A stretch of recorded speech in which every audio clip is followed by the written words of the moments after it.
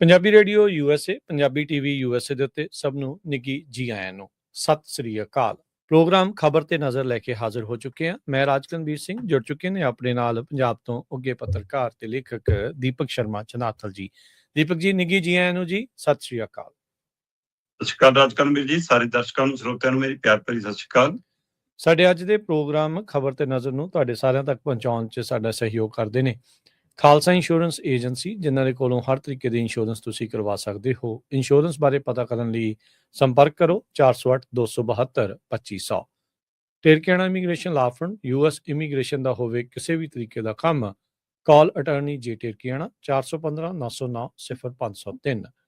ਮਨਦੀਪ ਸਿੰਘ ਸੈਨ ਹੋਜ਼ੇ, Onkar Singh ਫਰੈਜ਼ਨੋ, Gurnam Singh ਐਂਟੀਲੋਪ, Mandeep Dhillon university, ਇਹਨਾਂ ਸਾਰਿਆਂ ਦਾ ਧੰਨਵਾਦ। ਜੇ ਤੁਸੀਂ ਵੀ ਇਸ ਪ੍ਰੋਗਰਾਮ ਨੂੰ ਸਹਿਯੋਗ ਕਰਨਾ ਚਾਹੁੰਦੇ ਹੋ, ਸਪਾਂਸਰ ਕਰਨਾ ਚਾਹੁੰਦੇ ਹੋ, ਸੰਪਰਕ ਕਰੋ 408 272 5200 408 272 5200।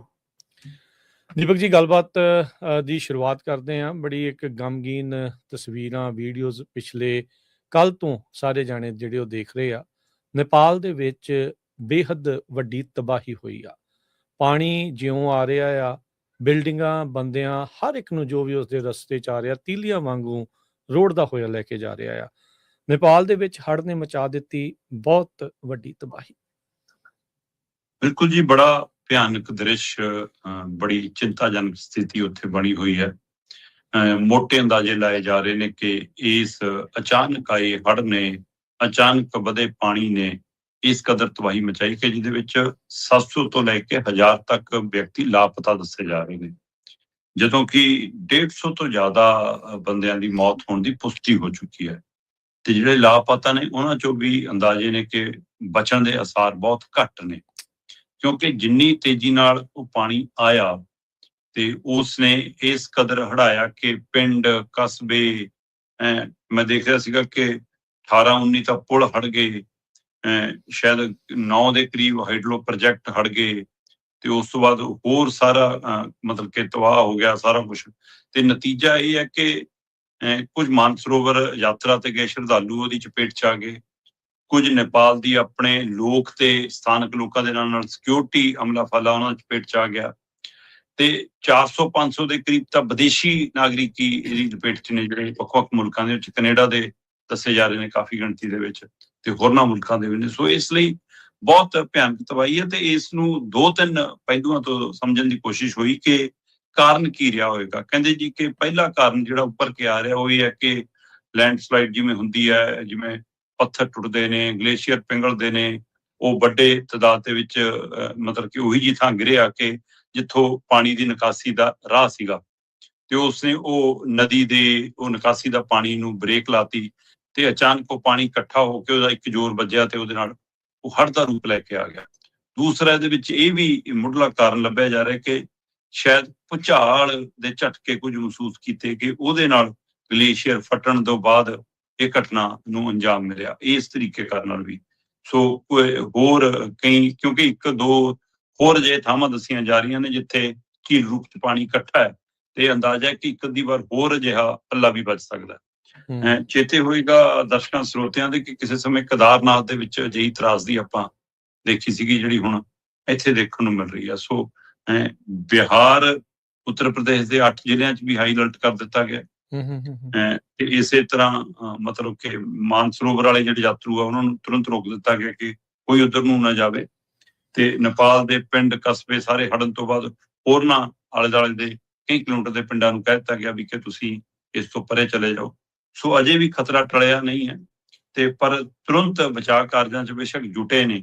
ਇੱਕ ਹੁੰਦਾ ਹੈ ਕਿ ਕੋਈ ਤੁਹਾਨੂੰ ਪਹਿਲਾਂ ਤੋਂ ਇਤਲਾਹ ਹੋਵੇ, ਪਾਣੀ ਵਧਣ ਦਾ ਪੱਧਰ ਹੋਵੇ, ਤੇਜ਼ ਮੀਂਹ ਦਾ ਅਲਰਟ ਹੋਵੇ, ਫਿਰ ਪ੍ਰਬੰਧ ਉਹੋ ਜਿਹੇ ਹੁੰਦੇ ਨੇ। ਅਜਿਹਾ ਕੁਛ ਨਹੀਂ ਸੀ, ਨਾ ਕੋਈ ਮੀਂਹ ਦੇ ਸ਼ੰਕੇ ਸੀਗੇ, ਨਾ ਨਦੀਆਂ 'ਚ ਕੋਈ ਪਾਣੀ ਉਫਾਨ ਤੇ ਸੀਗਾ। ਅਚਨਚੇਤ ਜਿਹੜੀ ਘਟਨਾ ਵਾਪਰੀ ਆ ਉਹਨੇ ਸੰਭਲਣ ਦਾ ਵੀ ਮੌਕਾ ਨਹੀਂ ਦਿੱਤਾ। ਸੋ ਬਹੁਤ ਭਿਆਨਕ ਮੰਜ਼ਰ ਹੈ, ਜਿਹਨੂੰ ਮੈਨੂੰ ਲੱਗਦਾ ਕਿ ਆਪਾਂ ਅਜੇ ਇੰਝ ਸ਼ਬਦਾਂ 'ਚ ਬਿਆਨ ਨਹੀਂ ਕਰ ਪਾ ਰਹੇ। ਜੀ ਦੀਪਕ ਜੀ, ਇੱਕ ਚੀਜ਼ ਜਿਹੜੀ ਉਹ ਦੱਸਿਓ ਵੀ ਆਪਾਂ ਜਿਸ ਥਾਂ ਦੇ ਉੱਤੇ ਪੰਜਾਬ ਦੇ ਵਿੱਚ ਸਾਰੇ ਜਾਣੇ ਉੱਥੇ ਬੈਠੇ ਆ, ਉਹ ਭਾਖੜਾ ਦੇ ਇੱਕ ਹਿਸਾਬ ਦੇ ਨਾਲ ਹੇਠਾਂ ਆ। ਭਾਖੜਾ ਇੱਕ ਬਹੁਤ ਹੀ ਪੁਰਾਣਾ ਜਿਹੜਾ ਉਹ ਡੈਮ ਆ। ਜਦੋਂ ਇੱਦਾਂ ਦੀਆਂ ਦੁਰਘਟਨਾਵਾਂ ਸਾਹਮਣੇ ਆਉਂਦੀਆਂ ਆ, ਕੁਦਰਤ ਦੇ ਮੋਹਰੇ ਤਾਂ ਜ਼ੋਰ ਕਿਸੇ ਦਾ ਵੀ ਜਿਹੜਾ ਉਹ ਨਹੀਂ ਚੱਲਦਾ। ਕੀ ਇਹਦੀ ਸਾਂਭ ਸੰਭਾਲ ਨੂੰ ਲੈ ਕੇ ਚੱਲ ਰਿਹਾ ਆ? ਸਿਲਟ ਇੰਨੇ ਵੱਡੇ ਪੱਧਰ ਦੇ ਉੱਤੇ ਇਕੱਠੀ ਹੋਈ ਆ, ਉਹਨੂੰ ਕੱਢਣ ਦੀ ਕੋਈ ਪ੍ਰਕਿਰਿਆ, ਉਹਦੀ ਕਪੈਸਿਟੀ ਹਰ ਵਾਰੀ ਘਟ ਜਾਂਦੀ ਆ। ਇਹ ਸਾਰੀਆਂ ਚੀਜ਼ਾਂ ਜਿਹੜੀਆਂ ਹੋ ਰਹੀਆਂ, ਕੀ ਇਹਤਿਆਤ ਵਰਤੇ ਜਾ ਰਹੇ ਆ? ਕੀ ਅਮਲਾ ਫੈਲਾ ਜਾਂ ਸਰਕਾਰ ਇਹੋ ਜਿਹੀ ਤਰਾਸਦੀ ਲਈ ਕਿਤੇ ਰੱਬ ਨਾ ਕਰੇ ਇਦਾਂ ਆਵੇ, ਪਰ ਕੋਈ ਰੈਡੀ ਹੈਗੇ ਨੇ? ਦੇਖੋ, ਪਿਛਲੀ ਵਾਰ ਇੱਕ ਗੇਟ ਟੁੱਟ ਗਿਆ ਸੀ, ਫਲੱਡ ਗੇਟ। ਇਹਨਾਂ ਤੋਂ ਉਹ ਨਹੀਂ ਮੁੜ ਕੇ ਸੰਭਲਿਆ, ਤੇ ਉਹਦਾ ਨਤੀਜਾ ਆਪਾਂ ਦੇਖਿਆ ਕਿ ਜਿਸ ਕਦਰ ਪਿਛਲੀ ਵਾਰ ਪਾਣੀ, ਔਰ ਪਿਛਲੀ ਵਾਰ ਜਿਸ ਤਰ੍ਹਾਂ ਪੰਜਾਬ ਦੇ ਵਿੱਚ ਹੜ੍ਹ ਆਏ, ਉਹ ਮਨੁੱਖੀ ਕਤਾਹੀ ਉਹਦੇ ਕਾਰਨ ਮੰਨੇ ਜਾਂਦੇ ਰਹੇ। ਤਕਨੀਕੀ ਖਾਮੀਆਂ, ਉੱਪਰੋਂ ਪਾਣੀ ਛੱਡਣ ਦੀ ਕਵਾਇਦ, ਕਈ ਪਹਿਲੂ ਬਣੇ।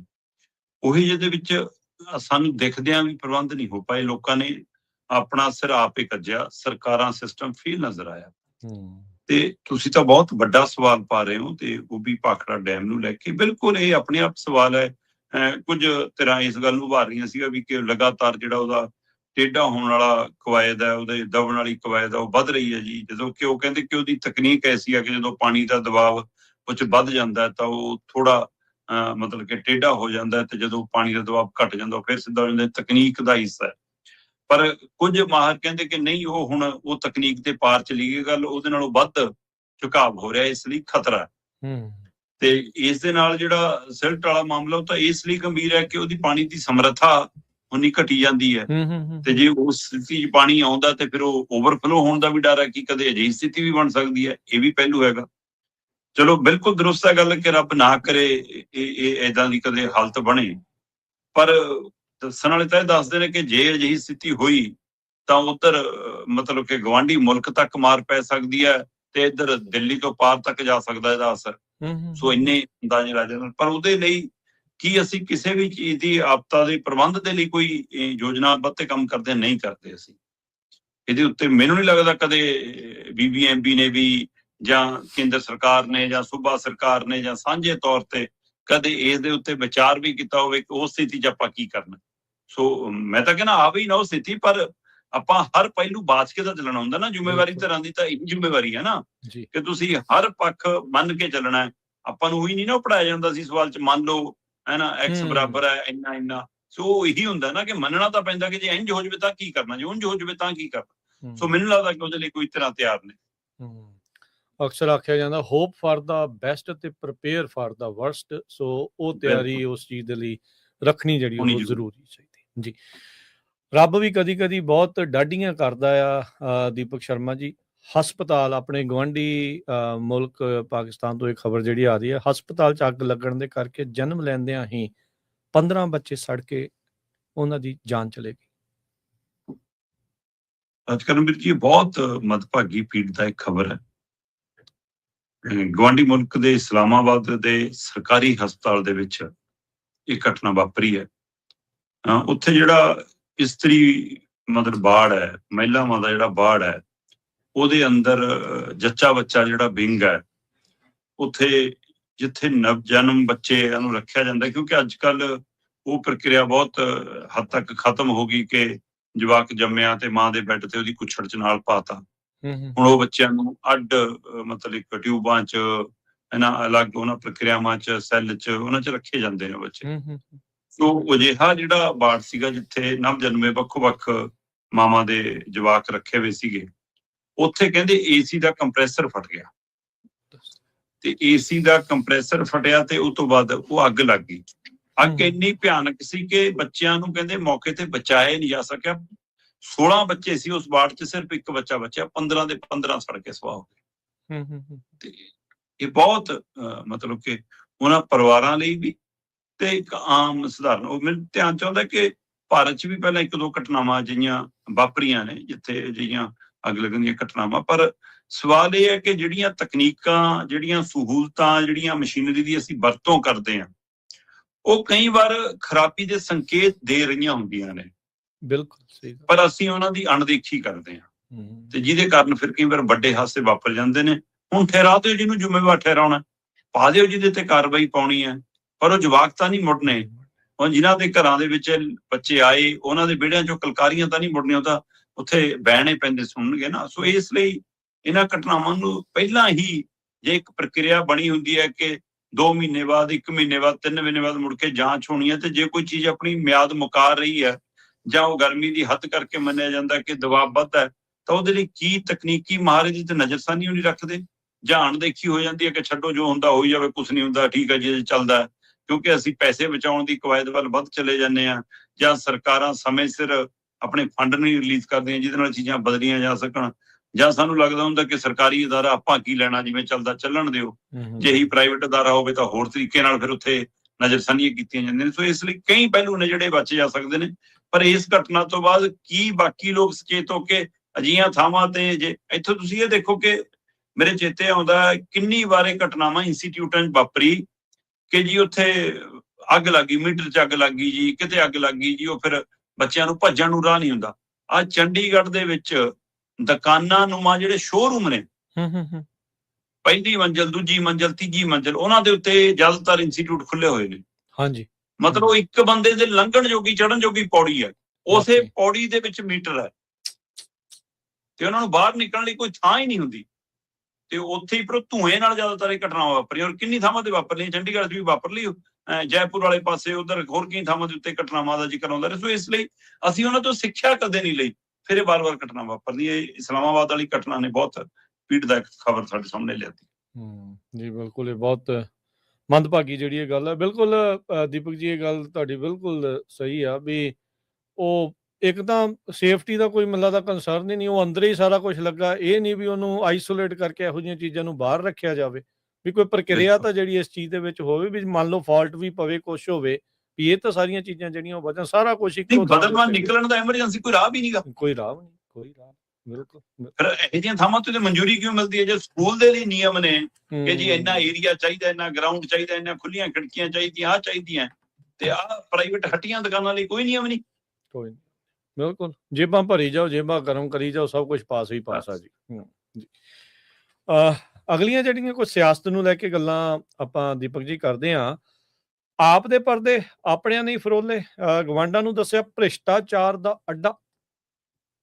ਦੇਖੋ, ਗਮਾਂਡਾ ਬਾਰੇ ਚਰਚਾ ਤਾਂ ਸਮੇਂ-ਸਮੇਂ ਚੱਲਦੀ ਰਹਿੰਦੀ ਹੈ, ਪਰ ਜਿਹੜਾ ਆਪਣਿਆਂ ਨੇ ਹੀ ਆਪ ਦੇ ਪਰਦੇ ਫਰੋਲੇ, ਸਵਾਲ ਇਸ ਲਈ ਵਾਜਬ ਬਣਦਾ ਹੈ ਕਿ ਲੰਘੇ ਦਿਨਾਂ ਤੋਂ ਚਰਚਾ ਚੱਲ ਰਹੀ ਹੈ 5 ਕਰੋੜੀ ਮਾਮਲੇ ਦੀ, ਕਿ ਜੀ ਉਹ ਲਓ ਜੀ, ਡਾਕਟਰ ਗੁਰਪ੍ਰੀਤ ਕੌਰ ਨੇ ਜੀ 5 ਕਰੋੜ ਮੰਗ ਲਏ ਜੀ, ਉਹ ਪਟੀਸ਼ਨ ਪੈ ਗਈ ਜੀ, ਉਹ ਜੱਜ ਸਾਹਿਬ ਨੇ ਜੀ ਇਹਦੀ ਜਾਂਚ ਦੀ ਇਨਕੁਆਇਰੀ ਦੀ ਹਦਾਇਤ ਦੇਤੀ ਜੀ, ਇੱਕ ਤਰੀਕੇ ਨਾਲ ਆਪਣਾ ਫੈਸਲਾ ਨੁਮਾ ਸੁਣਾਉਂਦੇ ਉਹਨਾਂ ਨੇ ਕਿਹਾ ਵੀ ਕਿ ਕਰਕੇ ਦਿਓ ਮੈਨੂੰ ਜਾਂਚ, ਕਿ ਨਾ ਜਿਹੜਾ ਬੋਲ ਰਿਹਾ ਕਿੰਨਾ ਕਪੜਾ ਹੈ ਨਹੀਂ ਹੈ।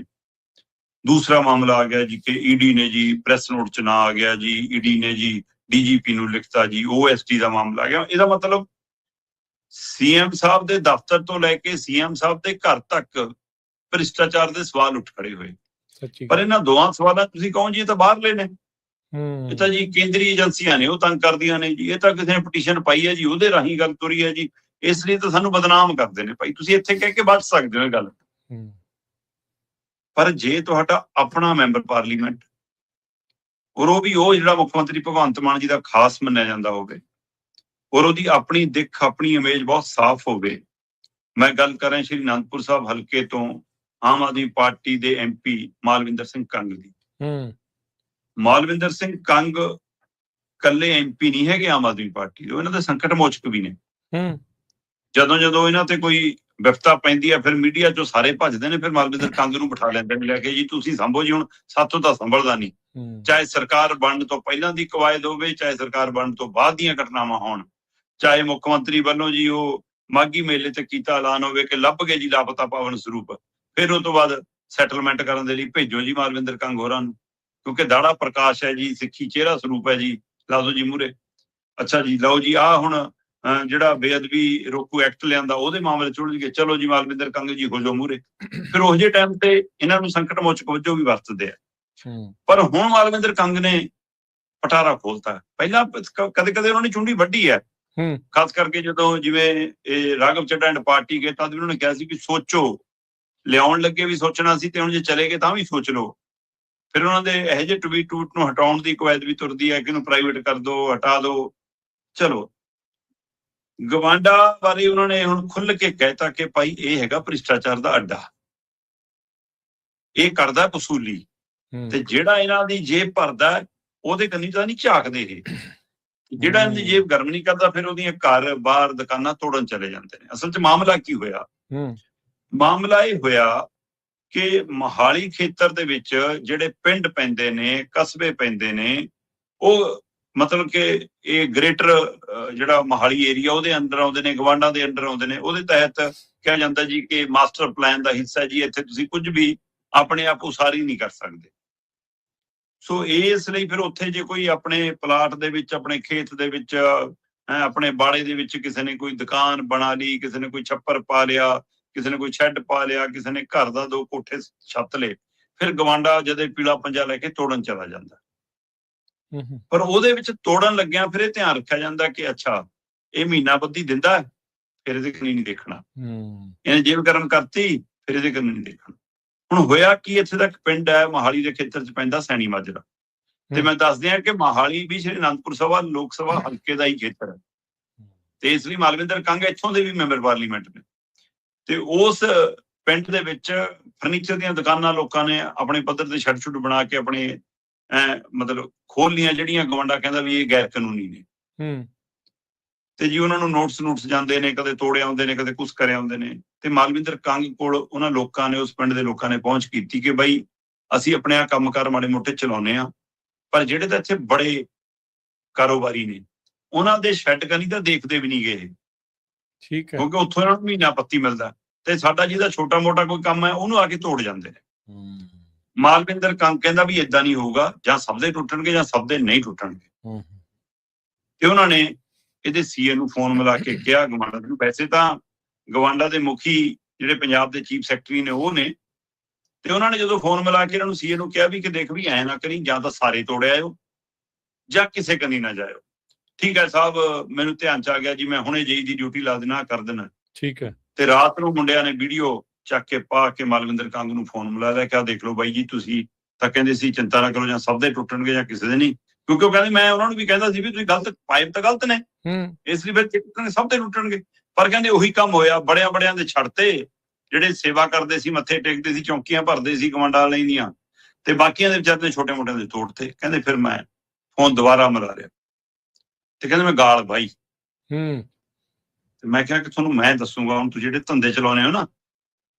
ਤੇ ਕਹਿੰਦੇ ਮੈਂ ਸੀਐਮ ਦੇ ਧਿਆਨ 'ਚ ਵੀ ਲਿਆ ਤਾ, ਤੇ ਜੇ ਲੋੜ ਪਈ ਮੈਂ ਧਰਨਾ ਵੀ ਲਾਉਂਗਾ। ਮਤਲਬ ਜੇ ਸਰਕਾਰੀ ਧਿਰ ਨੂੰ ਧਰਨਾ ਲਾਉਣਾ ਪਵੇ, ਇਹਦਾ ਮਤਲਬ ਉਹਦੀ ਸੁਣਦੇ ਨਹੀਂ, ਉਹਦੀ ਮੰਨਦੇ ਨਹੀਂ, ਜਾਂ ਅਗਲੇ ਕਹਿੰਦੇ ਕਿ ਜਿਨ੍ਹਾਂ ਦੀ ਤੁਸੀਂ ਮੰਨਦੇ ਹੋ ਅਸੀਂ ਤਾਂ ਉਹਨਾਂ ਨੂੰ ਮੱਥਾ ਟੇਕਿਆ ਉਹਨੇ, ਫਿਰ ਤੁਹਾਡੀ ਕੀ ਲੋੜ।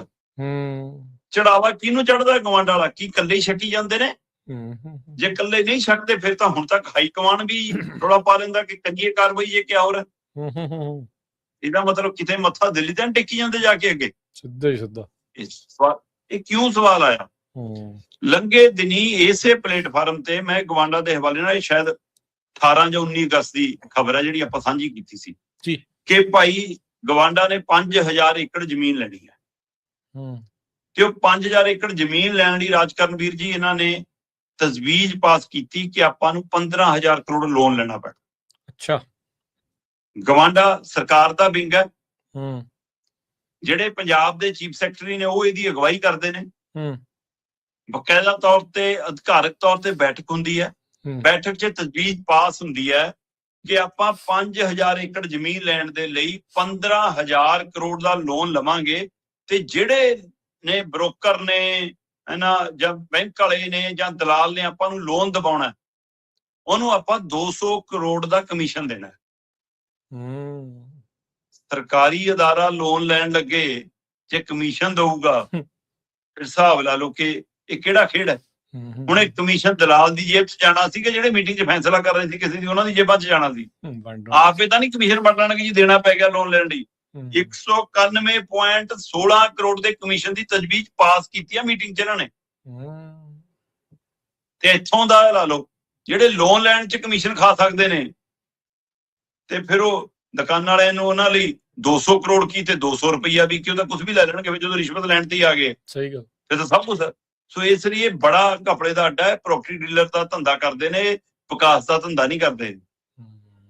ਤੇ ਇਸ ਮਸਲੇ ਦੇ ਉੱਤੇ ਹੁਣ ਕਹਿ ਤਾਂ ਦਿੱਤਾ ਮਾਲਵਿੰਦਰ ਕੰਗ ਨੇ ਕਿ ਜੇ ਲੋੜ ਪਈ ਧਰਨਾ ਸ਼ਾਇਦ ਅੱਜ ਉਹ ਰੁਕ ਜਾਣ ਕਿ ਅੱਜ ਮੁਲਾਜ਼ਮਾਂ ਦੀ ਹੜਤਾਲ ਉਤਰਾ ਹੋ ਸਕਦਾ, ਕੱਲ ਨੂੰ ਕੋਈ ਐਕਸ਼ਨ ਲੈ ਲੈਣ ਜਾਂ ਉਹ ਤੋਂ ਪਹਿਲਾਂ ਮੁੱਖ ਮੰਤਰੀ ਸਾਹਿਬ ਮੂੰਹ ਖੋਲਦਾ। ਵੈਸੇ ਮੁੱਖ ਮੰਤਰੀ ਸਾਹਿਬ ਤਾਂ OSD ਵਾਲੇ ਮਾਮਲੇ ਤੇ ਵੀ ਚੁੱਪ ਨੇ, ਮੁੱਖ ਮੰਤਰੀ ਸਾਹਿਬ ਤਾਂ ਆਪਣੀ ਪਤਨੀ ਵਾਲੇ 5 ਕਰੋੜੀ ਮਾਮਲੇ ਤੇ ਵੀ ਚੁੱਪ ਨੇ, ਤੇ ਹੋ ਸਕਦਾ ਮੁੱਖ ਮੰਤਰੀ ਸਾਹਿਬ ਕਮਾਂਡ ਵਾਲੇ ਮਾਮਲੇ ਤੇ ਵੀ ਚੁੱਪ ਬੱਟ ਜਾਣ। ਵਿਪਾਸਨਾ ਤਾਂ ਨਹੀਂ ਚਲੇ ਗਏ? ਨਹੀਂ, ਚੁਟਕਲੇ ਸੁਣਾਉਣ ਜਾਂਦੇ ਨੇ, ਸੱਥਾਂ ਲਾਉਣ ਜਾਂਦੇ ਨੇ, ਤੀਆਂ ਚ ਗਿੱਧਾ ਪਾਉਣ ਜਾਂਦੇ ਨੇ, ਸਾਰਾ ਕੁਝ ਕਰ ਲੈਂਦੇ ਨੇ। ਬਾਕੀ ਅੱਛਾ, ਜਿਹੜਾ ਮੇਨ ਕੰਮ ਉਹੀ ਨਹੀਂ ਕਰਦੇ। ਹਾਂ, ਠੀਕ ਹੈ ਜੀ। ਅਗਲੀ ਆਪਾਂ ਗੱਲ ਕਰੀਏ ਦੀਪਕ ਜੀ, ਸੁਖਬੀਰ ਦੇ ਨਿਸ਼ਾਨੇ ਦੇ ਉੱਤੇ ਕਿਉਂ ਆ ਗਏ ਅੰਮ੍ਰਿਤਪਾਲ ਸਿੰਘ ਦੀ ਧਿਰ? ਦੇਖੋ, ਸੁਖਬੀਰ ਸਿੰਘ ਬਾਦਲ ਨੇ ਕਿਸੇ ਸਮੇਂ ਪੰਜਾਬ ਦੇ ਵਿੱਚ ਜ਼ੋਰ ਫੜਿਆ ਚੋਣ ਪ੍ਰਕਿਰਿਆ ਦੇ ਲਈ ਰੈਲੀਆਂ ਦਾ, ਤੇ ਉਹਦੇ ਰਾਹੀਂ ਚਰਚਾ ਜੀ ਧੁਰ ਪੀ ਕੇ ਅਕਾਲੀ ਦਲ ਦੀ ਥੋੜੀ ਜਿਹੀ ਗੱਲ ਬਣ ਰਹੀ ਆ ਭਾਈ, ਲੈ ਵੀ ਲੋਕ ਰੈਲੀਆਂ ਚ ਆਉਣ ਲੱਗ ਗਏ, ਸੁਖਬੀਰ ਦੀ ਗੱਲ ਸੁਣਨ ਲੱਗ ਪਏ।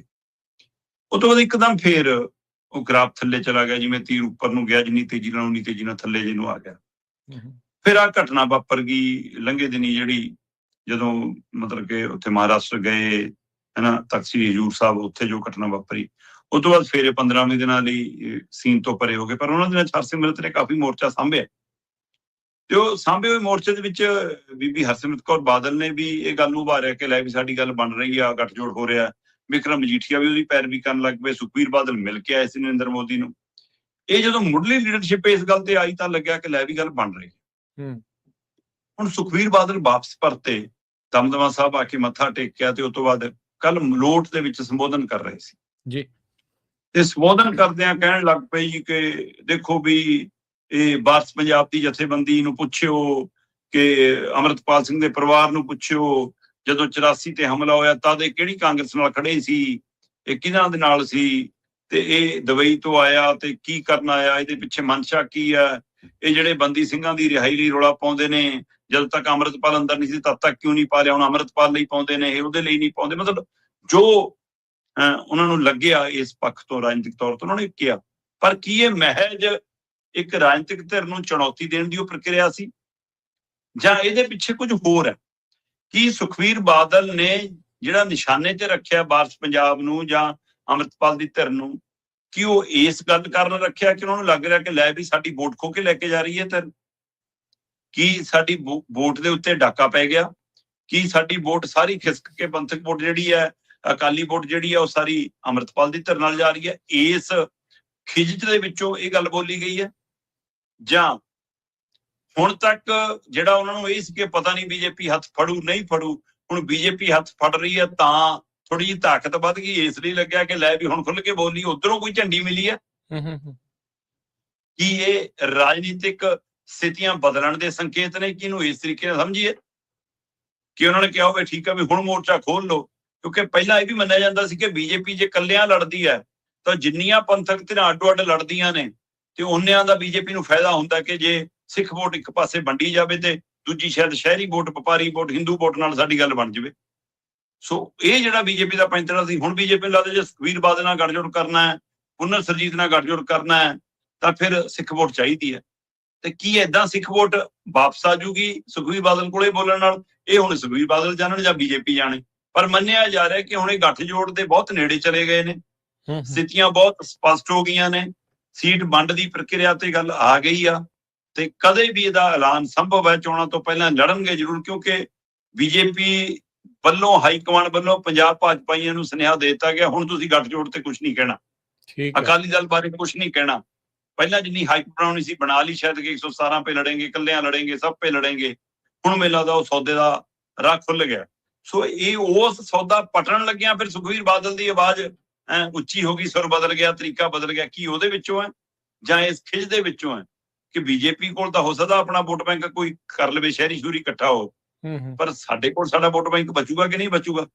ਤੇ ਡੇਰਾ ਸਿਰਸਾ ਵਾਲੀ ਵੋਟ ਵੀ ਪਤਾ ਨਹੀਂ ਸਾਨੂੰ ਪਾਊਗੀ ਕਿ ਨਹੀਂ ਪਾਊਗੀ, ਬੀਜੇਪੀ ਨੂੰ ਤਾਂ ਨਹੀਂ ਪੱਕੀ ਪੈ ਜਾਵੇ, ਕਿਉਂਕਿ ਫਿਰ ਉਹ ਲੋਹ ਦੇਈ ਜਾਂਦੇ ਨੇ ਬਾਰ-ਬਾਰ, ਤੇ ਹੋ ਸਕਦਾ ਇਹਨਾਂ ਦੀਆਂ ਸੀਟਾਂ ਵੀ ਕੁਝ ਬੀਜੇਪੀ ਉਧਰੋਂ ਲੈ ਜਾਵੇ। ਇਸ ਲਈ ਖਿੱਚ ਚੋਂ ਹੈ ਜਾਂ ਇੱਕ ਰਾਜਨੀਤਿਕ ਦਾ ਪੇਚ ਨੀਤੀ ਚੋਂ ਹੈ, ਇਹ ਆਉਂਦਾ ਸਮਾਂ ਸਪਸ਼ਟ ਕਰੂਗਾ। ਆਉਂਦੇ ਦਿਨਾਂ 'ਚ ਸੁਖਬੀਰ ਬਾਦਲ ਕਿਵੇਂ ਅੱਗੇ ਇਸ ਮਸਲਿਆਂ ਤੇ ਗੱਲ ਰੱਖਦੇ ਨੇ, ਉਹ ਦੇਖਦੇ ਹਾਂ। ਦੀਪਕ ਜੀ, ਆਈ ਨੋ ਤੁਸੀਂ ਪਹਿਲਾਂ ਵੀ ਇਸ ਦੇ ਉੱਤੇ ਗੱਲ ਕੀਤੀ, ਪਰ ਸਾਰੇ ਜਾਣੇ ਸਮਝਣ ਦੀ ਕੋਸ਼ਿਸ਼ ਕਰਦੇ ਵੀ ਇਹ ਗੱਠਜੋੜ ਕਿਹੜੇ ਆਧਾਰ ਦੇ ਉੱਤੇ ਹੋਣ ਜਾ ਰਿਹਾ, ਇਹਨਾਂ ਦੇ ਕੋਲ ਭਾਜਪਾ ਨੂੰ ਦੇਣ ਲਈ ਕੀ ਆ, ਭਾਜਪਾ ਦੇ ਇਹਨਾਂ ਦੇ ਕੋਲੋਂ ਕੀ ਜਿਹੜਾ ਉਹ ਚਾਹੁੰਦੀ ਹੈ, ਕਿ ਜਿਸ ਆਧਾਰ ਦੇ ਉੱਤੇ ਇਹਨਾਂ ਦਾ ਆਪਸੀ ਗੱਠਜੋੜ ਜਿਹੜਾ ਉਹ ਹੋਊਗਾ ਦੇਖੋ, ਜਿਹੜਾ ਹੋਣ ਜਾ ਰਿਹਾ ਹੈ? ਬੀਜੇਪੀ ਇੱਕ ਗੱਲ ਸਮਝ ਨਹੀਂ ਪਾ ਰਹੀ ਕਿ ਪੰਜਾਬ 'ਚ ਸਾਡੇ ਪੈਰ ਕਿਉਂ ਨਹੀਂ ਲੱਗ ਰਹੇ। ਹੂੰ। ਇੱਕ ਪਾਸੇ ਤਾਂ ਬੀਜੇਪੀ ਇਹ ਅੰਕੜੇ ਚੱਕੀ ਫਿਰਦੀ ਹੈ ਕਿ ਪੰਜਾਬ ਦੇ ਵਿੱਚ 32-33% ਤੋਂ ਵੱਧ ਹਿੰਦੂ ਭਾਈਚਾਰਾ ਹੈ। ਹੂੰ। ਉਹ ਇਹ ਵੀ ਚੱਕੀ ਫਿਰਦੀ ਹੈ ਕਿ 30-32% ਇੱਥੇ SC-BC ਭਾਈਚਾਰਾ ਹੈ। ਹੂੰ। ਤੇ ਅਸੀਂ ਇਹਨਾਂ ਦੇ ਲਈ ਸਾਰੀਆਂ ਮਤਲਬ ਦਾਅਵੇ 'ਚ ਵਰਤਦੇ ਆ, ਧਰਮ ਵਾਲਾ ਪੱਤਾ ਵੀ, ਯੋਜਨਾ ਵਾਲਾ ਪੱਤਾ ਵੀ, ਐਲਾਨ ਵਾਲਾ ਪੱਤਾ ਵੀ, ਮਤਲਬ ਕਿ ਇਹ ਕਿਉਂ ਨਹੀਂ ਪ੍ਰਭਾਵਿਤ ਹੁੰਦੇ। ਫਿਰ ਇਹ ਜਚਾਉਣ ਲਈ ਬੀਜੇਪੀ ਲਗਾਤਾਰ ਲੱਗੀ ਪਈ ਹੈ ਕਿ ਅਸਲੀ ਸਿੱਖ ਹਿਤੈਸ਼ੀ ਤਾਂ ਅਸੀਂ ਹਾਂ। ਹੂੰ। ਅਸੀਂ ਸਿੱਖਾਂ ਨੂੰ ਪਿਆਰ ਕਰਦੇ ਹਾਂ। ਮੋਦੀ ਜੀ ਤਾਂ ਬਸ ਡੁੱਲ ਪੈਂਦੇ ਨੇ, ਉਹਦੇ ਬਾਵਜੂਦ ਸਿੱਖ ਭਾਈਚਾਰਾ ਵੀ ਸਾਡੇ ਕਨੀ ਮੂੰਹ ਨਹੀਂ ਕਰਦਾ। ਇਹ ਉਹਨਾਂ ਨੂੰ ਸਮਝ ਨਹੀਂ ਆ ਰਿਹਾ ਕਿ ਇਹ ਕਾਰਨ ਕੀ ਹੈ। ਨਾ ਪੰਜਾਬ ਦਾ ਦਲਿਤ ਉਵੇਂ ਖੁੱਲ ਕੇ ਜਾ ਰਿਹਾ ਨਾਲ, ਨਾ ਪੰਜਾਬ ਦਾ ਹਿੰਦੂ ਉਵੇਂ ਖੁੱਲ ਕੇ ਨਾਲ ਜਾ ਰਿਹਾ, ਸਿੱਖ ਭਾਈਚਾਰਾ ਵੀ ਨਹੀਂ ਜਾ ਰਿਹਾ। ਤੇ ਕਰੀਏ ਤਾਂ ਕੀ ਕਰੀਏ? ਉਹਦੇ ਵਿੱਚ ਉਹਨਾਂ ਨੂੰ ਲੱਗਦਾ ਕਿ ਚੱਲ ਫਿਰ ਇਕੱਠ ਬਾਠੇ ਕਰ ਲਈਏ। ਫਿਰ ਆ ਜਿਹੜੇ ਕੱਚੇ ਪੱਕੇ ਜੇ ਸਰਵੇ ਤੁਰੇ ਫਿਰਦੇ ਨੇ ਉਹ ਦਿਖਾ ਰਹੇ ਨੇ ਜੀ ਬੀਜੇਪੀ ਦੀ ਵੋਟ ਪਰਸੈਂਟ 11-12%, ਅਕਾਲੀਆਂ ਦੀ 10-11%, ਮਿਲਾ ਕੇ ਅਗਲੇ ਕਹਿੰਦੇ ਚੱਲ 20% ਤੋਂ ਉੱਪਰ ਬਣਦੀ ਆ, ਦੇਖ ਲਓ ਜੇ ਖੇਲ ਹੁੰਦਾ। ਸੋ ਇਸ ਲਈ ਆ ਇੱਕ ਦੂਏ ਦੀਆਂ ਵੋਟਾਂ ਹੀ ਦੇਖਦੇ ਨੇ, ਆਪਣੀ ਵੋਟ ਬੈਂਕ ਕਿਸੇ ਨੂੰ ਨਹੀਂ ਦਿਖ ਰਹੀ ਹੈ। ਸੋ ਉਹਦੇ ਵਿੱਚੋਂ ਇਹਨਾਂ ਨੂੰ ਲੱਗਦਾ ਕਿ ਮਿਲ ਕੇ ਲੜਾਂਗੇ ਸ਼ਾਇਦ ਲੋਕਾਂ ਦਾ ਯਕੀਨ ਬਹਾਲ ਹੋ ਜਾਵੇ। ਪਰ ਦੋਏ ਧਿਰਾਂ ਆਪਣਾ ਯਕੀਨ ਗਵਾ। ਤੁਸੀਂ ਇਹ ਦੇਖੋ ਕਿ ਜਦੋਂ ਜੰਤਰ ਮੰਤਰ ਤੇ ਕਾਂਗਰਸ ਜਨਤਾ ਪਾਰਟੀ ਜਾਂ ਜਨ ਜੀ ਇਹਨਾਂ ਨੇ ਧਰਨੇ ਪ੍ਰਦਰਸ਼ਨ ਕੀਤੇ, ਤਾਂ ਜਿਹੜਾ ਪੰਜਾਬ ਧਰਨਿਆਂ ਲਈ ਮੂਹਰੇ ਖੜ ਜਾਂਦਾ ਹੈ, ਅੰਦੋਲਨ ਲਈ ਮੂਹਰੇ ਖੜ ਜਾਂਦਾ ਹੈ, ਕਿਸੇ ਦੇ ਪੰਗੇ ਲਈ ਵੀ ਆਪਣੀ ਪੂੰਛ ਨੂੰ ਅੱਗ ਲਾ ਲੈਂਦਾ, ਉਹ ਪੰਜਾਬ ਗਿਆ ਨਹੀਂ ਉੱਥੇ। ਨਹੀਂ ਗਿਆ, ਸਹੀ ਗੱਲ। ਪਰ ਬੀਜੇਪੀ ਜਦੋਂ ਝੁਕੀ, ਬੀਜੇਪੀ ਦੀ ਜਦੋਂ ਇਹ ਰਾਜ-ਪਾਜ ਖੁੱਲੇ, ਤਾਂ ਉਹਦੀ ਨਾਰਾਜ਼ਗੀ ਪੰਜਾਬ 'ਚ ਜ਼ਰੂਰ ਦੇਖਣ ਨੂੰ ਮਿਲੀ ਬੀਜੇਪੀ ਪ੍ਰਤੀ।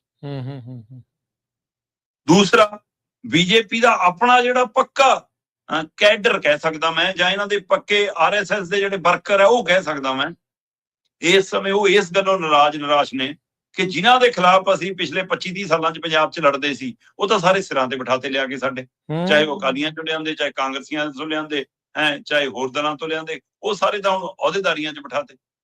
ਤੇ ਫਿਰ ਅਸੀਂ ਕੀ ਕਰਨਾ? ਇਸ ਲਈ ਇਹਨਾਂ ਦੇ ਅੰਦਰ ਵੀ ਇੱਕ ਨਾਰਾਜ਼ਾ ਤੇ ਨਿਰਾਸ਼ਤਾ ਹੈਗੀ ਆ। ਤੇ ਉਹ ਇੱਕ ਬਕਾਇਦਾ ਪੰਜਾਬ ਦੇ ਵਿੱਚ ਮਾਰਚ ਕੱਢਣ ਤੁਰਨ ਲੱਗੇ ਨੇ, ਮਤਲਬ ਕਿ ਇਹ ਲੋਕ। ਅੱਛਾ। ਸੋ ਉਹਨਾਂ ਨੇ ਇੱਕ ਗਰੁੱਪ ਬਣਾ ਲਿਆ ਆਪਣਾ। ਠੀਕ ਹੈ। ਉਹ ਕਹਿੰਦੇ ਵੀ ਅਸੀਂ, ਇਹ ਮੈਨੂੰ ਤਾਂ ਲੱਗਦਾ ਕਿ ਜਿਹੀ ਜੀ ਹਾਲਤ ਕਾਂਗਰਸ ਦੇ ਘਰ ਦੇ ਅੰਦਰ, ਉਹੀ ਜੀ ਹਾਲਤ ਪੰਜਾਬ 'ਚ ਬੀਜੇਪੀ ਦੇ ਅੰਦਰ ਹੈ। ਕਾਂਗਰਸ ਵਾਲੇ ਥੋੜਾ ਜਿਹਾ ਬੋਲ ਲੈਂਦੇ ਨੇ, ਅਜੇ ਬੋਲਦੇ ਨਹੀਂਗੇ, ਪਰ ਇਹ ਵੀ ਇਹਨਾਂ ਨੇ ਇਹ ਤਰੀਕੇ ਨਾਲ ਇੱਕ ਮੁਹਿੰਮ ਵੀ ਤੋਰਨ ਦੀ ਤਿਆਰੀ ਕਰ ਲਈ ਹੈ ਪੰਜਾਬ 'ਚ ਬੀਜੇਪੀ ਨੇ। ਇਹ ਵੀ ਚੁਣੌਤੀ ਹੈਗੀ ਇਹਨਾਂ ਦੀ। ਇਹ ਵੀ ਖਲਾਰਾ ਜਿਹੜਾ ਅੰਦਰ ਇਹ ਹੈਗਾ। ਨਾਲੇ ਮੈਨੂੰ ਲੱਗਦਾ ਇੱਕ ਹੋਰ ਵੀ ਵੱਡੀ ਗੱਲ ਹੈ, ਪਿੰਡਾਂ ਵਾਲਿਆਂ ਦੀ ਵੋਟ ਨੂੰ ਸਮਝ ਨਹੀਂ ਪਾ ਰਹੇ, ਚਾਹੇ ਉਹ ਹਿੰਦੂ ਭਾਈਚਾਰਾ ਆ, ਚਾਹੇ ਉਹ SC ਵਾਲਾ ਭਾਈਚਾਰਾ ਆ, ਉਹ ਉਹਨਾਂ ਦੇ ਜਜ਼ਬਾਤਾਂ ਨੂੰ ਜਾਂ ਉਹਨਾਂ ਦੀ ਸਮਝ ਨੂੰ ਜਿਹੜਾ ਉਹ ਸਮਝ ਨਹੀਂ ਪਾ ਰਹੇ। ਉੱਤੋਂ ਹੀ ਨੰਬਰ ਜਿਹੜਾ ਉਹ ਦੇਖੀ ਜਾਂਦੇ ਜੀ 30% ਹੋ ਤੇ 30% ਹੋ ਵਾਲਾ ਜੀ। ਦੀਪਕ ਜੀ, ਜਾਂਦੇ ਗੱਲ ਕਰ ਲਈਏ ਮੁਲਾਜ਼ਮਾਂ ਦੀ ਹੜਤਾਲ ਦੀ। ਤੁਸੀਂ ਗੱਲ ਕੀਤੀ ਸੀ ਮਹਾ ਹੜਤਾਲ ਸ਼ੁਰੂ, ਕੀ ਖੁੱਲਾ ਰਹੇਗਾ ਤੇ ਕੀ ਰਹੇਗਾ ਬੰਦ? ਦੇਖੋ, ਅੱਜ ਕਰੀਬ 8 ਲੱਖ ਦੇ ਕਰੀਬ ਮੁਲਾਜ਼ਮ ਨੇ ਜਿਹੜੇ ਉਹਨਾਂ ਨੇ ਇਹ ਬੰਦ ਦੀ ਕਾਲ, ਜਿਹਦੇ ਵਿੱਚ 3 ਲੱਖ ਦੇ ਕਰੀਬ ਤਾਂ ਉਹ ਮੌਜੂਦਾ ਮੁਲਾਜ਼ਮ ਨੇ ਜਿਹੜੇ ਔਨ ਡਿਊਟੀ ਕੰਮ ਕਰਦੇ ਨੇ, ਤੇ 4 ਲੱਖ ਦੇ ਕਰੀਬ ਪੈਨਸ਼ਨਰ ਨੇ। ਸੋ ਇਹ ਮਿਲ ਕੇ ਵੱਡੀ ਤਾਕਤ ਬਣ ਜਾਂਦੀ। ਜਦੋਂ 7-8 ਲੱਖ ਬੰਦਾ ਪੰਜਾਬ 'ਚ ਹੜਤਾਲ ਕਰੇ, ਤੇ ਤੁਸੀਂ ਆਪ ਹੀ ਅੰਦਾਜ਼ਾ ਲਾ ਲਓ ਕਿ ਪੂਰਨ ਬੰਦ ਵਰਗੀ ਸਥਿਤੀ ਬਣ ਜਾਂਦੀ ਹੈ। ਔਰ ਜਦੋਂ ਸਾਰੇ ਸਰਕਾਰੀ ਅਦਾਰੇ ਸਮੂਹਕ ਤੌਰ ਤੇ ਬੰਦ ਹੋਣ, ਉਹ ਕਹਿੰਦੇ ਵੀ ਅਸੀਂ ਰੋਡਵੇਜ ਨਹੀਂ ਚੱਲਣ ਦੇਣੀ, ਅਸੀਂ ਸਰਕਾਰੀ ਹਸਪਤਾਲਾਂ 'ਚ OPD ਨਹੀਂ ਚੱਲਣ ਦੇਣੀ, ਅਸੀਂ ਸਕੂਲ ਨਹੀਂ ਚੱਲਣ ਦੇਣੇ। ਸਾਰੇ ਵਿਭਾਗ, ਚਾਹੇ ਤਹਿਸੀਲਦਾਰ ਨੇ, ਚਾਹੇ ਪਟਵਾਰਖਾਨੇ ਨੇ, ਚਾਹੇ ਕੋਰਟ ਕਚਹਿਰੀਆਂ ਨੇ, ਚਾਹੇ ਸਿਹਤ ਮਹਿਕਮਾ ਹੈ, ਚਾਹੇ ਸਿੱਖਿਆ ਮਹਿਕਮਾ ਹੈ, ਜੋ ਵੀ ਹੈ, ਚਾਹੇ ਸਰਕਾਰੀ ਬਾਬੂਆਂ ਦੀਆਂ ਗੱਡੀਆਂ ਨੇ, ਉਹ ਕਹਿੰਦੇ ਅੱਜ ਆਪਣੀਆਂ ਖਿੜਕੀਆਂ ਆਪ ਖੋਲਿਓ, ਆਪ ਡਰਾਈਵਿੰਗ ਸੀਟ ਤੇ ਬੈਠਿਓ, ਅਸੀਂ ਨਹੀਂ ਆਉਂਦੇ ਚਲਾਉਣ। ਚੋਣ ਕਮਿਸ਼ਨ ਨੂੰ ਵੀ ਲਿਖਤਾ ਕਿ SIR ਵਾਲੇ ਮੁਲਾਜ਼ਮ ਵੀ ਅੱਜ SIR ਵਾਲੇ ਕੰਮ 'ਚ ਨਹੀਂ ਆਉਣਗੇ, ਧਰਨੇ ਤੇ ਆਉਣਗੇ। ਸੋ ਲਗਭਗ 2 ਲੱਖ ਤੋਂ ਵੱਧ ਮੁਲਾਜ਼ਮਾਂ ਨੇ ਸਮੂਹਕ ਛੁੱਟੀ ਲਈ ਹੈ। ਸਮੂਹਕ ਛੁੱਟੀ ਭਰਤੀ ਕਿ ਅਸੀਂ ਅੱਜ ਛੁੱਟੀ ਤੇ ਆ ਭਾਈ, ਸਾਡੀ ਹੜਤਾਲ। ਹੁਣ ਜੇ ਸਾਰੇ ਸਰਕਾਰੀ ਵਿਭਾਗਾਂ 'ਚ ਕੰਮੇ ਨਹੀਂ ਹੋਣਾ, ਸਰਕਾਰੀ ਮੁਲਾਜ਼ਮਾਂ ਨੇ ਘਰੋਂ ਨਿਕਲ ਕੇ ਦਫ਼ਤਰਾਂ 'ਚ ਜਾਣਾ ਹੀ ਨਹੀਂਗਾ, ਨਿਕਲ ਕੇ ਸੜਕ ਤੇ ਹੀ ਬਹਿਣਾ ਹੈ, ਆਪਣੇ ਦਫ਼ਤਰ ਅਦਾਰੇ ਮੂਹਰੇ ਹੀ ਬਹਿਣਾ ਹੈ, ਤੇ ਫਿਰ ਲੋਕਾਂ ਨੇ ਕੰਮ ਕਰਾਉਣ ਵੀ ਨਹੀਂ ਨਿਕਲਣਾ, ਤਾਂ ਇੱਕ ਤਰ੍ਹਾਂ ਨਾਲ ਕਾਫੀ ਬੰਦ ਦਾ ਅਸਰ ਤਾਂ ਇਸ ਤਰੀਕੇ ਨਾਲ ਹੋ ਜਾਣਾ। ਪਰ ਲੋਕ ਮਨਾਂ 'ਚ ਜਿਹੜਾ ਖਦਸ਼ਾ ਸੀ ਕਿ ਕੀ ਲੰਘੇ ਦਿਨਾਂ ਤੋਂ ਜਿਵੇਂ ਬੰਦ ਦੀ ਕਾਲ ਹੁੰਦੀ ਹੈ ਕਿ ਬਾਜ਼ਾਰ ਬੰਦ, ਗਲੀਆਂ ਬੰਦ, ਸੜਕਾਂ ਬੰਦ, ਟ੍ਰੈਫਿਕ ਜਾਮ, ਕੀ ਉਹ ਸਥਿਤੀ ਹੋਊਗੀ? ਸੋ ਉਸ ਨੂੰ ਲੈ ਕੇ ਮੁਲਾਜ਼ਮਾਂ ਨੇ ਸਪਸ਼ਟ ਕੀਤਾ ਕਿ ਸਾਡੀ ਹੜਤਾਲ ਹੈ, ਬੰਦ ਨਹੀਂ। ਅਸੀਂ ਸਰਕਾਰੀ ਅਦਾਰੇ ਬੰਦ ਕੀਤੇ ਨੇ, ਆਪਣੇ ਦਫ਼ਤਰ ਬੰਦ ਕੀਤੇ ਨੇ, ਅਸੀਂ ਸਰਕਾਰੀ ਕੰਮਕਾਰ ਬੰਦ ਕੀਤਾ, ਅਸੀਂ ਪ੍ਰਾਈਵੇਟ ਤੇ ਸੜਕ ਜਾਮ ਨਹੀਂ ਕਰ ਰਹੇ। ਨਾ ਤਾਂ ਹਾਈਵੇ ਜਾਮ ਹੋਣਗੇ, ਨਾ ਰੇਲਵੇ ਜਾਮ ਹੋਊਗੀ, ਨਾ ਆਉਣ ਜਾਣ ਵਾਲਿਆਂ ਨੂੰ ਰੋਕਿਆ ਜਾਊਗਾ, ਨਾ ਪ੍ਰਾਈਵੇਟ ਸਕੂਲ ਬੰਦ ਨੇ, ਨਾ ਪ੍ਰਾਈਵੇਟ ਹਸਪਤਾਲ ਬੰਦ ਨੇ। ਇੱਥੋਂ ਤੱਕ ਕਿ ਸਰਕਾਰੀ ਹਸਪਤਾਲ ਦੀ ਐਮਰਜੈਂਸੀ ਸਰਵਿਸ ਤੇ ਐਂਬੂਲੈਂਸ ਸਰਵਿਸ ਉਹ ਬਹਾਲ ਹੈ। ਤੇ ਬੇਸ਼ੱਕ ਪਹਿਲਾਂ ਤੈਅ ਸੀਗਾ ਕਿ ਪ੍ਰਾਈਵੇਟ ਬੱਸਾਂ ਚੱਲਣਗੀਆਂ, ਸਰਕਾਰੀ ਬੱਸਾਂ ਨਹੀਂ ਚੱਲਣਗੀਆਂ, ਪਰ ਦੇਰ ਰਾਤ ਇਸ ਗੱਲ ਦੇ ਉੱਤੇ ਲਿਆਂਦਾ ਗਿਆ ਕਿ ਅਗਲੇ ਦਿਨ ਰੱਖੜੀ ਦਾ ਤਿਉਹਾਰ ਹੈ, ਧੀਆਂ ਭੈਣਾਂ ਨੇ ਆਪੋ ਆਪਣੇ ਪੇਕੀ ਸਹੁਰੀ ਜਾਣਾ ਹੁੰਦਾ ਹੈ, ਭੈਣ ਭਰਾਵਾਂ ਨੂੰ ਮਿਲਣ ਜਾਣਾ ਹੁੰਦਾ, ਕਿਸੇ ਨੇ ਉੱਧਰੋਂ ਆਉਣਾ, ਕਿਸੇ ਨੇ ਇੱਧਰੋਂ ਜਾਣਾ। ਇਸ ਲਈ ਇਹ ਬੱਸ ਸਰਵਿਸ ਅੱਜ ਦੇ ਦਿਨ ਸ਼ਾਇਦ ਇਹਦੇ ਤੇ ਸਹਿਮਤੀ ਬਣ ਗਈ ਹੈ, ਸ਼ਾਇਦ ਅੱਜ ਸਰਕਾਰੀ ਬੱਸ ਚੱਲਦੀ ਰਹੇ। ਬਾਕੀ ਸਾਰਾ ਕੁਝ ਰੂਪ ਚ ਬੰਦ ਹੋਊਗਾ, ਪਰ ਪ੍ਰਾਈਵੇਟ ਤੌਰ ਤੇ ਬਾਜ਼ਾਰ ਇਹੋ ਜਿਹਾ ਕੁਝ ਵੀ ਬੰਦ ਨਹੀਂ ਹੋਏਗਾ, ਉਹ ਸਾਰਾ ਖੁੱਲਾ ਰਹੇਗਾ। ਇਹ ਉਹੀ ਮੁਲਾਜ਼ਮ ਨੇ ਜਦੋਂ 77 ਚ ਇਹਨਾਂ ਦੀ ਸਰਕਾਰ ਆਉਂਦੀ ਫੁੱਲ ਸੁੱਟਦੇ ਸੀ, ਤੇ ਹੁਣ ਇਹ ਹੜਤਾਲਾਂ ਜਿਹੜੀਆਂ ਇਹਨਾਂ ਨੂੰ ਕਰਨੀਆਂ ਜਿਹੜੀਆਂ ਉਹ ਪੈ ਰਹੀਆਂ। ਸਮਾਂ ਏਦਾਂ ਬਦਲਦਾ ਜੀ, ਇੱਥੋਂ ਪਤਾ ਲੱਗਦਾ ਹੈ ਜੀ। ਤੇ ਸਬਕ ਆਊਗਾ ਇਹਨਾਂ ਨੂੰ ਵੀ ਕਿਸੇ ਵੀ ਪਾਰਟੀ ਦੀ ਸਰਕਾਰ ਲਈ ਇੰਨਾ ਉਤਸ਼ਾਹ ਜਿਹੜਾ ਅਗਲੀ ਵਾਰ ਤੋਂ ਇਹ ਦਿਖਾਉਣਗੇ। ਨਹੀਂ, ਹੁਣ ਇਹਨਾਂ ਨੂੰ ਤਾਂ ਕੀ ਸਬਕ ਆਊਗਾ? ਅਸਲੀ ਸਬਕ ਤਾਂ ਸਰਕਾਰ ਨੂੰ ਆ ਰਿਹਾ। ਜਿਹੜੇ ਕਹਿੰਦੇ ਸੀ ਕਿ ਇੱਥੋਂ ਪੈਸਾ ਅਸੀਂ ਇੰਨਾ ਬਚਾ ਲੈਣਾ, ਇੱਥੋਂ ਇੰਨਾ ਬਚਾ ਲੈਣਾ, ਉਹੀ ਹਿਸਾਬ ਤਾਂ ਮੁਲਾਜ਼ਮ ਲਾਉਂਦੇ ਸੀ ਨਾ ਕਿ ਲੈ ਵੀ ਬਚਾ ਕੇ ਸਾਨੂੰ ਹੀ ਦੇਣਾ, ਪਤਾ ਨਹੀਂ। ਉਹ ਹੁਣ ਲੱਗ ਗਿਆ ਪਤਾ ਕਿੰਨਾ ਬਚ ਰਿਹਾ ਨਾ। ਹੁਣ ਇੱਕ ਪਾਸੇ ਸਰਕਾਰ ਦੇ ਲਈ ਖੂਹ ਹੈ, ਦੂਏ ਪਾਸੇ ਖਾਈ ਹੈ। ਕਿੱਥੋਂ ਲਿਆਉਣ? 21,000 ਕਰੋੜ ਚਾਹੀਦਾ। ਤੇ ਇਸ ਲਈ ਜਦੋਂ ਤੁਹਾਡਾ ਕੰਮ ਹੀ ਪ੍ਰਾਪਰਟੀ ਡੀਲਰ ਦਾ ਹੋਵੇ, ਇੱਕ ਸੰਜੀਵ ਅਰੋੜਾ ਅੰਦਰ ਬੈਠਾ ਹੈ, ਲੈਂਡ ਪੋਲਿੰਗ ਵੀ ਵੇਚ ਦੋ, ਪਾਵਰਕੌਮ ਦੀਆਂ ਜ਼ਮੀਨਾਂ ਵੀ ਹਥਿਆ ਲਓ, ਸ਼ਾਮਲਾਟਾਂ ਵੀ ਹਥਿਆ ਲਓ, ਆਹ ਵੀ ਵੇਚ ਦੋ, ਉਹ ਵੀ ਵੇਚ ਦੋ। ਜਦੋਂ ਏਦਾਂ ਜ਼ਮੀਨਾਂ ਚੋਂ ਪੈਸੇ ਉਦਯੋਗਿਕ ਪਲਾਂਟਾਂ ਚੋਂ ਖੇਡ ਕਰ ਲਓ, ਇਹੋ ਜਿਹੇ ਜਦੋਂ ਕੋਸ਼ਿਸ਼ਾਂ ਕਰੋਗੇ, ਫਿਰ ਇਹੋ ਜਿਹੀਆਂ ਕੋਸ਼ਿਸ਼ਾਂ ਕਰਕੇ ਤੁਸੀਂ ਕੱਲ ਨੂੰ ਮੁਲਾਜ਼ਮਾਂ ਨੂੰ ਕੁਝ ਕਰਨ ਦੀ ਕੋਸ਼ਿਸ਼ ਕਰੋਗੇ, ਪੰਜਾਬ ਵੇਚ ਦਿਓ, ਫਿਰ ਤਾਂ ਪੈਸੇ ਪੂਰੇ ਹੁੰਦੇ ਨੇ। ਇੰਨਾ ਲੋਨ ਤਾਂ ਕਿਸੇ ਨੇ ਦੇਣਾ ਨਹੀਂ ਤੁਹਾਨੂੰ, ਤੇ ਜੇ ਲੋਨ ਲੈ ਵੀ ਜਾਓਗੇ ਤਾਂ ਉਹ ਚੜਨਾ ਕਿਹਦੇ ਸਿਰ ਤੇ ਆ? ਫਿਰ 2,000 ਕਰੋੜ ਦਾ ਚੱਕਰ ਨੂੰ ਫਿਰਦੇ ਅੱਜ ਕੱਲ੍ਹ ਜੀ। ਇੰਨੇ ਕੁ ਛੋਟੇ ਮੋਟੇ 1000 ਕਰੋੜ ਦਾ ਤੇ ਮੈਨੂੰ ਤਾਂ ਖਬਰ ਵੀ ਨਹੀਂ ਆਉਂਦੀ ਅੱਜ ਕੱਲ੍ਹ, ਇਹ ਹਿਸਾਬ ਬਣ ਗਿਆ। ਬਿਲਕੁਲ ਦੀਪਕ ਜੀ, ਬਹੁਤ ਧੰਨਵਾਦ, ਬੜੀ ਮਿਹਰਬਾਨੀ ਇਹਨਾਂ ਖਬਰਾਂ ਬਾਰੇ ਵਿਸਥਾਰ 'ਚ ਜਾਣਕਾਰੀ ਦਿੱਤੀਆਂ। ਮਿਲਦੇ ਹਾਂ ਅਗਲੀ ਵਾਰੀ। ਸਤਿ ਸ਼੍ਰੀ ਅਕਾਲ।